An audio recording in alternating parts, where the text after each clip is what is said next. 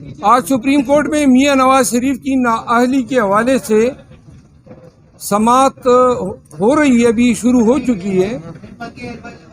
और जिस सूरत और तेज़ी से अदालती मैदान जो है मियां नवाज शरीफ मार रहा है, तो आपने देखा हमारी अपीलें अभी तक चेयरमैन पीटीआई की खान साहब की अपील नहीं आ सकी, उसकी सुनवाई न हुई और हत्ता कि मुकम्मल सज़ा भी मुअत्तल नहीं हुई है, ताकि जो सोर्ड ऑफ डेमोक्रेसी है नाअहली की शक्ल में उनके सर पे लटकी रहे।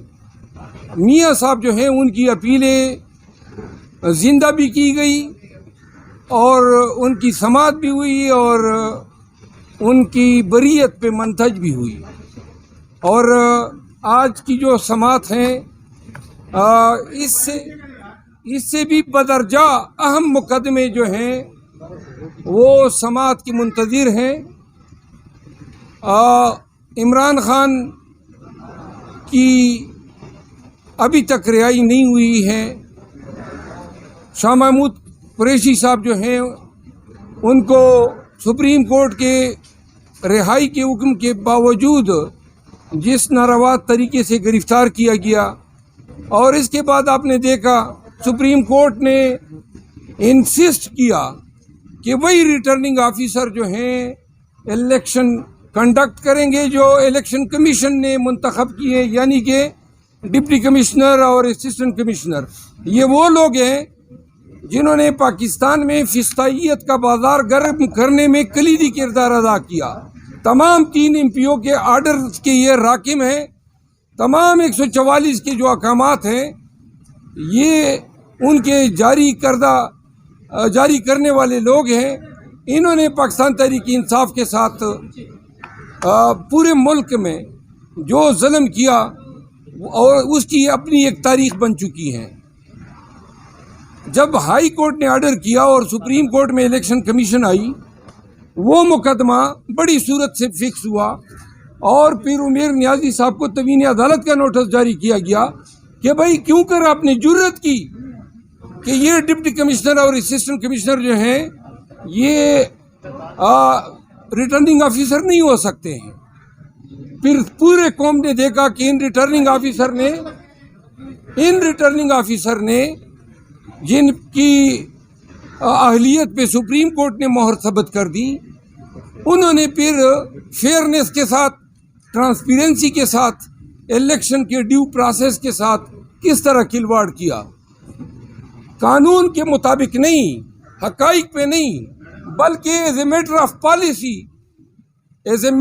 पॉलिसी इस हुकूमत और इलेक्शन कमीशन के दिए गए पॉलिसी के तहत मुल्क भर में रिटर्निंग अफसरान ने पाकिस्तान तहरीक इंसाफ को इलेक्शन से दूर रखने के लिए इनके तमाम उम्मीदवारों को कम और बेश डिस्क्वालीफाई कर दिया।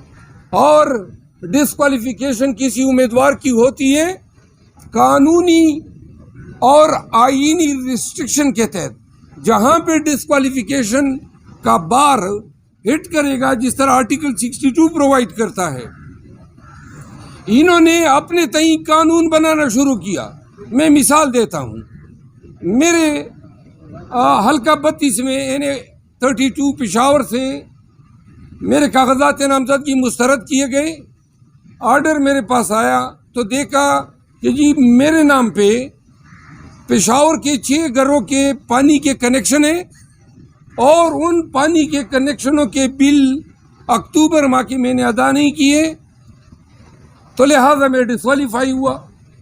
अब पूरी कौम के सामने अल्लाह को हाजिर नाजिर जानकर गवाह बनाकर मैं कहता हूं कि मैंने जिंदगी में कभी पानी का कनेक्शन किसी भी शहर में नहीं लिया है। पानी के कनेक्शन के लिए फार्म देना होता है, शनाख्ती कार्ड देना होता है, फिर तसलसल से आप बिल भरते जाते हैं। ऑल ऑफ ए सडन अक्टूबर में मैं पेशावर में 6 घर पता चला इब्तिदाई कि इन्होंने शेर अफजल नाम के जितने ये डिफ़ाल्टर थे उनके बिल जो है रिटर्निंग अफसर को भेज दिए कि जी ये वो शेर अफजल है और वो मेरे खाते में रिटर्निंग अफसर ने डाल दिए। फिर ज़्यादातर डिस्क्वालिफिकेशन इस बुनियाद पे है कि जी आप पे पर्चे हैं, फलां पे पर्चे हैं। कमबख्तो, ये पर्चों पे कौन डिस्क्वालीफाई होता है? और पर्चे तो अब हमारी जो है शनाख्त बन चुकी है। पाकिस्तान भर में कौन सा ऐसा पीटीआई का लीडर होगा या वर्कर होगा जिस पे पर्चे नहीं होंगे? ये पर्चे नहीं होते जिस पे डिस्क्वालीफाई होता है। अतः के बंदा अगर सजा भी हो जाए तो जब तक कि मॉरल टर्पिट्यूड का ऑफेंस ना हो, डिस्क्वालिफिकेशन नहीं होती है। एफआईआर जो है वो तो आप किलो और मनों के हिसाब से दे रहे हैं और आपने खुद फिर इसी को बेंचमार्क बना दिया। पाकिस्तान में पीटीआई के उम्मीदवारों को इलेक्शन के प्रोसेस में हिस्सा न लेने के लिए प्रपोजल रखवा किए गए, सेकंड रखवा किए गए, उम्मीदवारों को वहां से उठाया गया। टेक्सला से हमारे कर्नल अजमल साहब को उठा लिया गया और कितने हमारे प्रपोजर सिकंदर उठाए गए, उस्मान डार के भाई को उठा लिया गया। ये इलेक्शन हो रहा है और ये किसकी जिम्मेदारी है? जिस बिल्डिंग को आप देख रहे हैं मेरे पीछे, ये इस बिल्डिंग की, इस अदालत की जिम्मेदारी है। आईन ने इनको ये फराइज दिए हैं।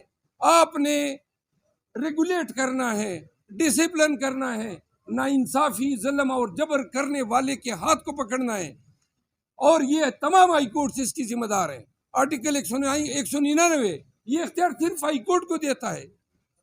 तो क्यों कर इन अदालतों के साए तले पाकिस्तान में ये शैतानियत का रक़्स हो रहा है?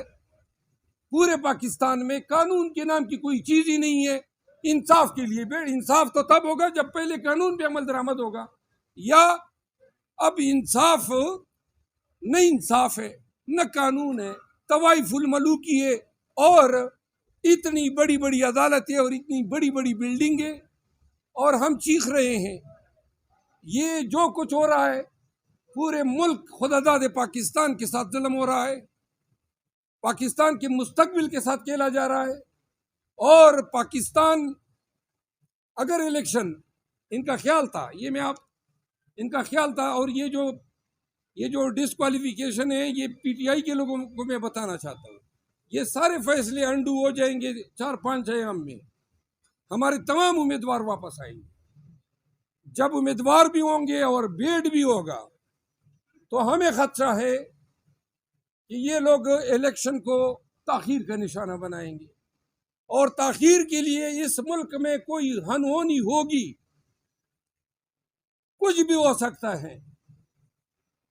तो लिहाजा पूरी कौम को अलर्ट रहना चाहिए कि अब जब सारे रास्ते बंद हो जाएंगे तो जिनको लाया गया उस लाडले को, जो पहले कहता था कि मुझे क्यों निकाला और अब कहता फिर रहा है कि मुझे क्यों बुलाया, क्यों नहीं, अब वो कहता फिर रहा है कि मैं वज़ीर-ए-आज़म बनने वाला हूं।